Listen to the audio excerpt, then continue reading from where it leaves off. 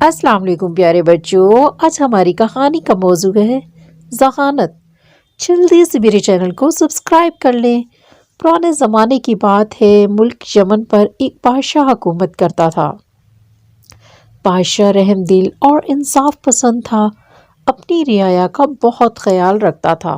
پڑوسی ملکوں سے اچھے تعلقات تھے، وہ جنگ و جدل سے بھی پرہیز کرتا تھا۔ بادشاہ کی طرح شہزادے بھی رعایا کا بہت خیال رکھتے تھے۔ ایک دن ملکہ کا ہیرے جواہرات اور قیمتی موتیوں والا ہار گم ہو گیا۔ محل کے دروغے نے بہت کوشش کی ہار مل جائے، مگر ہار نہ ملا۔ اس نے انعام کا اعلان بھی کیا، مگر کسی نے بھی اتنا قیمتی ہار واپس نہ کیا۔ آخر کار معاملہ بادشاہ تک پہنچا اور اس نے دربار میں اعلان کیا کہ ہمیں اپنے نوکروں خدمتگاروں پر بھروسہ ہے، مگر افسوس ان میں سے کسی نے نمک حرامی کی ہے اور ہار واپس کرنے پر تیار نہیں ہے۔ کوئی ایسا ذہین آدمی چاہیے جو ہمیں ہار ڈھونڈ کر لا دے، ہم اسے مالا مال کر دیں گے۔ بہت سے لوگ آئے اور انہوں نے نوکروں خادموں سے پوچھ گچھ کی، مگر کوئی بھی ہار واپس کرنے پر تیار نہ ہوا۔ ایک دن دربار لگا ہوا تھا۔ ایک آدمی جس کا نام ابو ذر تھا ایک گدھا پکڑے دربار میں آیا۔ بادشاہ سلامت، یہ جادوئی گدھا ہے، یہ آپ کا ہار ڈھونڈ کر لا دے گا۔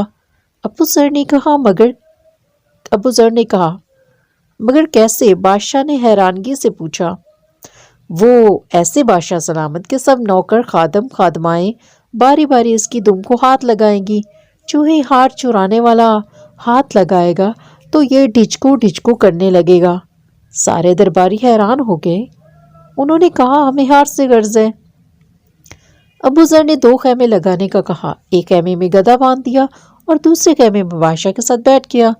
اب سب نوکر خادموں کو حکم دیا کہ وہ گدھے کی دم کو ہاتھ لگانے کے بعد اس خیمے سے ہوتے ہوئے باہر کو جائیں۔ سب باری باری گدھے والے خیمے سے ہوتے ہوئے گدھے کی دم کو ہاتھ لگاتے دوسرے خیمے میں داخل ہوتے گئے۔ ابو ذر سلام کے بہانے ان کے ہاتھوں کو سونگھتا اور باہر جانے کی اجازت دیتا۔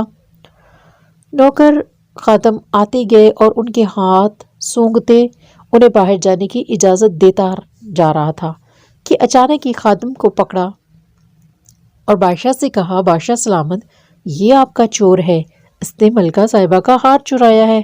جب بادشاہ نے اس کی طرف دیکھا تو وہ بادشاہ کے قدموں میں گر پڑا۔ بادشاہ سلامت، مجھے معاف کر دے، میں لالچ میں پڑ گیا تھا، میں ابھی ہار واپس کرتا ہوں۔ بادشاہ نے اسے ہار لانے کا کہا اور ابو ذر سے پوچھا کہ تم نے بڑی آسانی سے چور پکڑ لیا، یہ کیسے ممکن ہے؟ کیا گدھے نے تیری مدد کی؟ ابو ذر نے مسکراتے ہوئے کہا، بادشاہ سلامت، میرے گدھے میں کوئی کوالٹی نہیں ہے، گدھا تو گدھا ہوتا ہے۔ میں نے اس کی دم پر تیز خوشبو لگائی تھی اور مشہور کیا تھا کہ چور دم کو ہاتھ لگائے گا وہ بولنے لگے گا۔